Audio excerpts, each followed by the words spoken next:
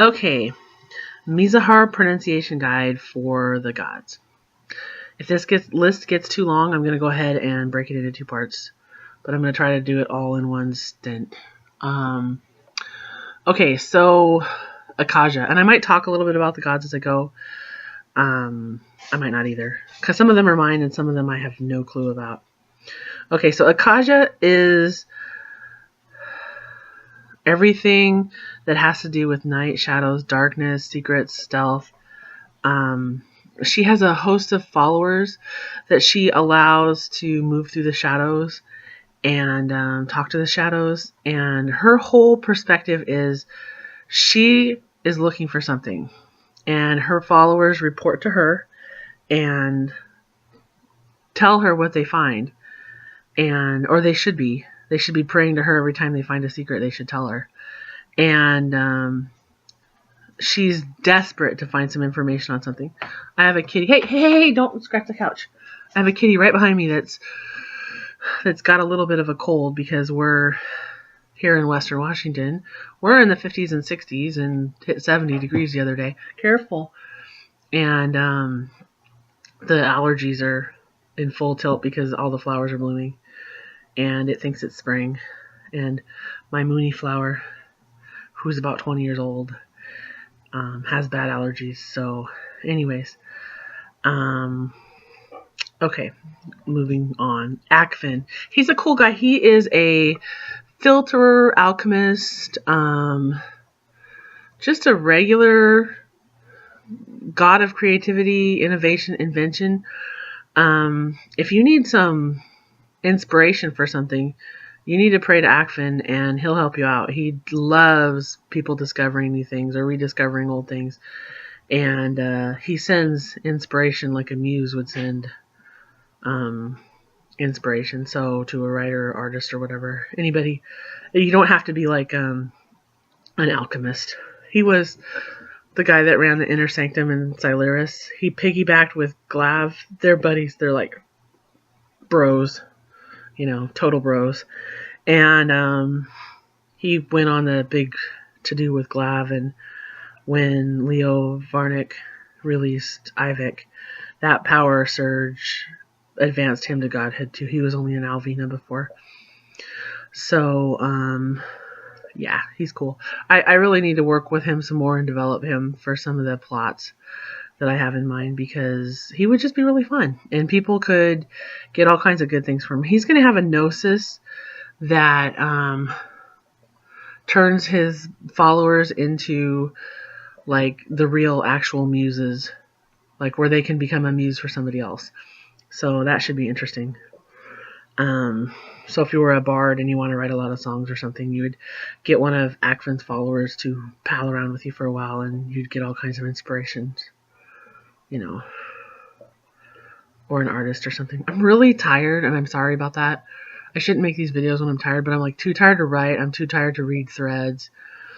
I really don't want to answer help desk tickets because I'm so tired that I'll just sound grumpy if I just say, no, you can't have this or do that or whatever. I hate saying that. And then with site drama going on, I'm almost tempted to do a video on the particular site drama that's going on. So just rather than write out a blog, because I don't even think I have it in me to write the blog out. Okay, anyways, back to the god list.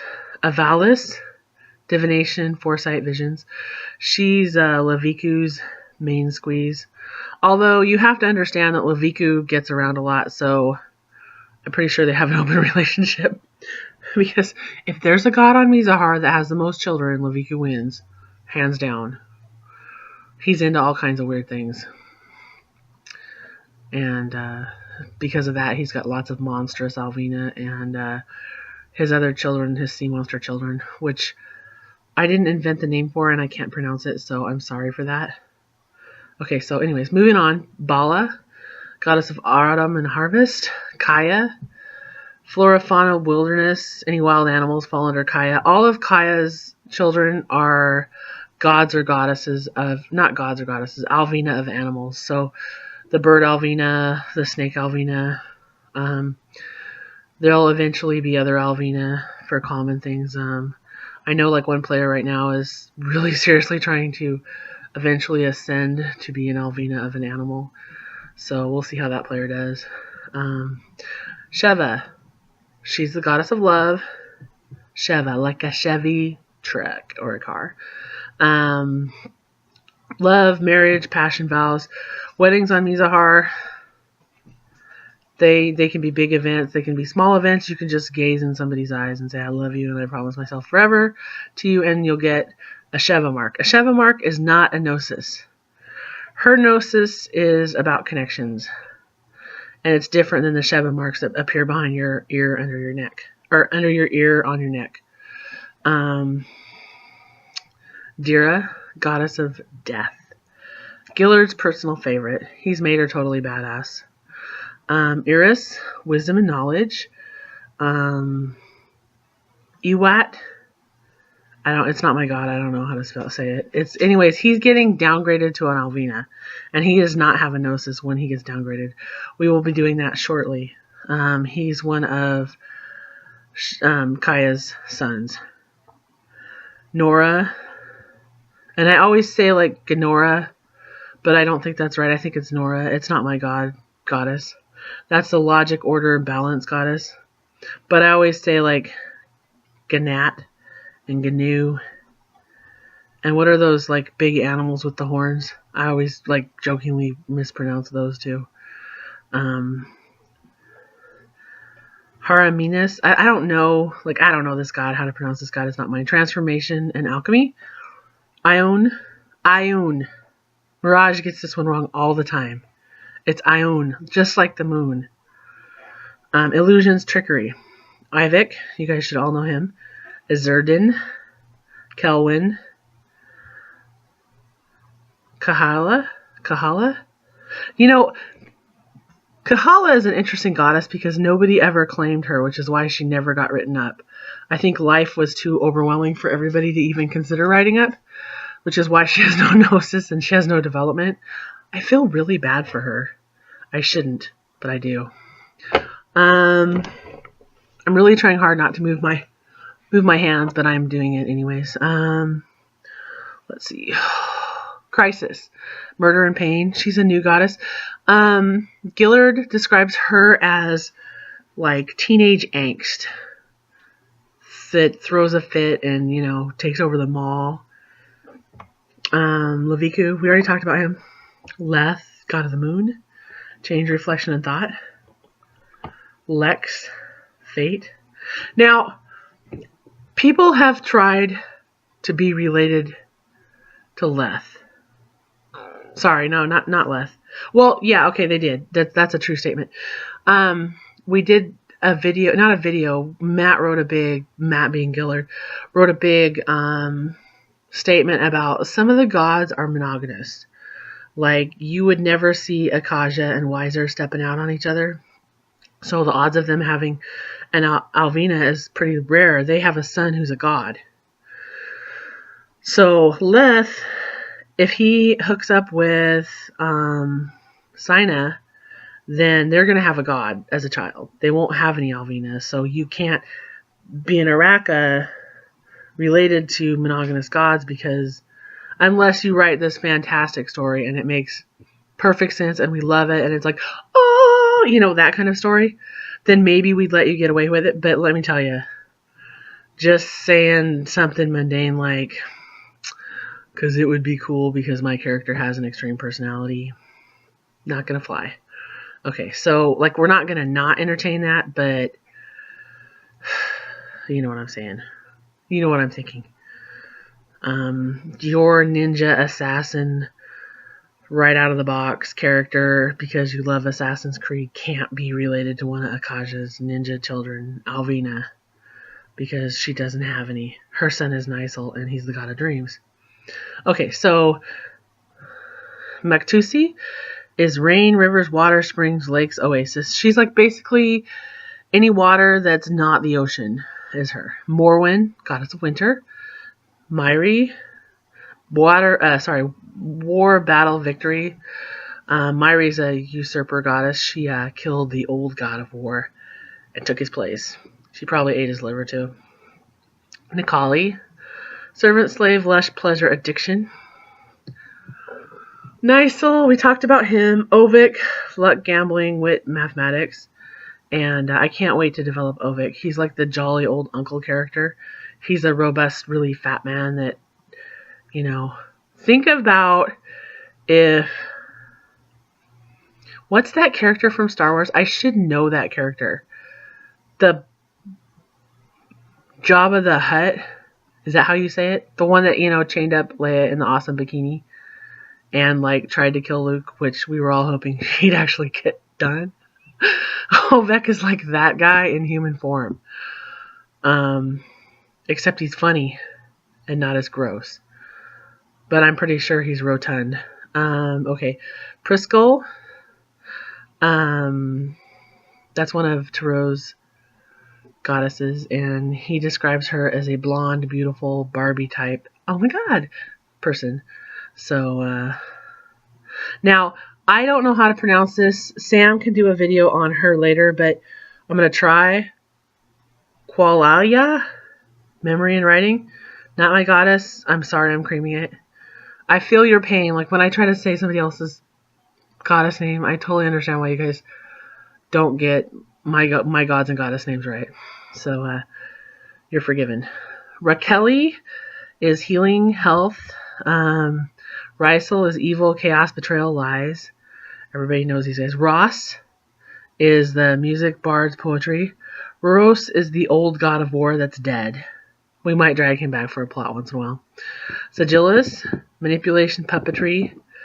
Samil is the earth, minerals, and gems. And Siva is summer, celebration, excesses. Siva is like the party god. I hate to tell you. I should put parties in there because he just parties all the time. Okay, the goddess of fear is Senna. Sylir is the dead god of peace, and then Glav Navik ascended to his position and took his name. So the actual Sylir, the original Sylir, is dead. The new Sylir is Glav, but he goes by Sylir, so you don't have to be confused. Sina is the goddess of sun, sight, joy, and energy. And Tavasi is spring, fertility, new beginnings, and competition. I don't know what to say about him. Tanroa is time. Tyveth is honor, justice, valor, chivalry, and truth. Older, Vat is the god of poisons. Not Viat or Viate or whatever people are saying. It's just Vat, like a vat of boiling oil. Veritas is blood, connection, heritage. That's the Simonestra god. Wiser, integrity, conviction, and discipline. That's Akaja's main squeeze, the guy that's in Riverfall. He's big and blue too, like the Akalax, just so you know. Sometimes I think of him as purple. Yavas is transcendence and possibilities. He's overcoming odds and playing the... He can look at things and see how things are going to play out if all the little actions are taken. It's kind of like divination, but it's always forward. And he's like the ultimate contingency plan. So if you need a contingency plan, pray to him. Zina is money, trade, commerce. Yahal is faithfulness and purity. Yashul is thievery and brigands. She's not serious at all. She likes a good joke just like everybody else. So feel free to enjoy her. She shows up. She's probably one of the more personable gods. She plays tricks on people. And she was Marcus Kelvick's mother. And I think she probably went, oh, this is a baby. This is too much responsibility. And she probably dropped him off at the nearest firehouse knowing that a bunch of firemen would be a better parent than she would be because she's too busy chasing around. And,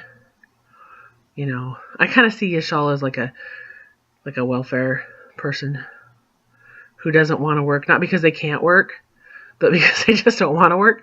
She's the kind of person that would make zero money. And this is the tax season, so I'm thinking about this.